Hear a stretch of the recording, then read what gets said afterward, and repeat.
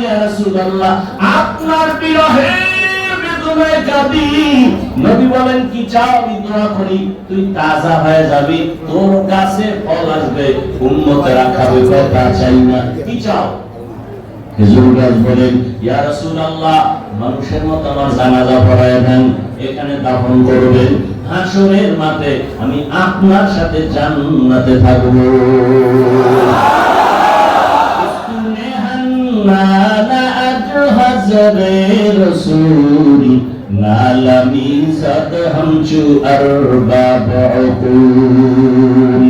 খেজুর গাছ রাসূলের বিরহের বেদনায় কান্না করে। আরে ওই খুঁটির মধ্যে আর একটা খুঁটিতে দেখলাম, প্রায় সময় যতবার যাই দেখি, আজ এইবার কি একটু বেশি সময় দেখলাম বসে বসে, একটা খুঁটিতে উপরে লেখা আছে সদুনে তওবা। তওবা নামের খুঁটি। সাহাবী আল্লাহর মুহাব্বতের বাইরে একটু অন্যায় করে ফেলেছে, আল্লাহ বেজার হয়ে গেছে, রাসূলও বেজার হয়ে গেছে। এই খবর পাইয়া স্ত্রীকে কয়, আমাকে মসজিদে নববীর খুঁটির সাথে পিছনে হাত দিয়ে বাঁধো, রশি লাগাইয়া বাঁধো। এইভাবে পিছনে হাত দিয়ে রশির মধ্যে বিধিয়ে এসে বাঁধছে।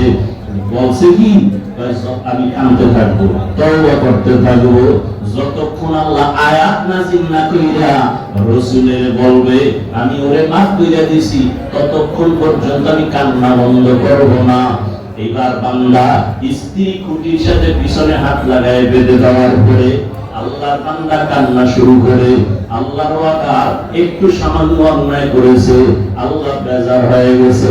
কান্না করতে করতে করতে করতে এক পর্যায়ে আল্লাহ জিবরাইলের আয়াত নিয়ে পাঠাইয়া নবীকে বললেন, নবীরে জানায় দাও, ওই খুঁটির গোড়ায় বৈশা কান্না যে করে, আমি তার জীবনের সব গুনাহ মাফ করে দিলাম। এখন এই খুঁটির নাম হয়ে গেছে তওবার খুঁটি। একেবারে পাতাই করে লেখা খুঁটির গোড়ায় তওবা নামের খুঁটি। তাহলে কেমন তওবা যে আসমান থেকে তার ক্ষমার ঘোষণা আয়াত নাযিল হয়েছে। তাহলে তাদের এমন হালাত, আর আমাদের নামাজ নাই, রোজা নাই, তেলাওয়াত নাই, কামাই রুজিও সব হারামের মধ্যে ঢুকানো, পর্দা নাই, মা বাবার খেদমত নাই, উলামায়ে কেরামের মহব্বত নাই। এত অবস্থা খারাপের মধ্যে কি পরিমাণ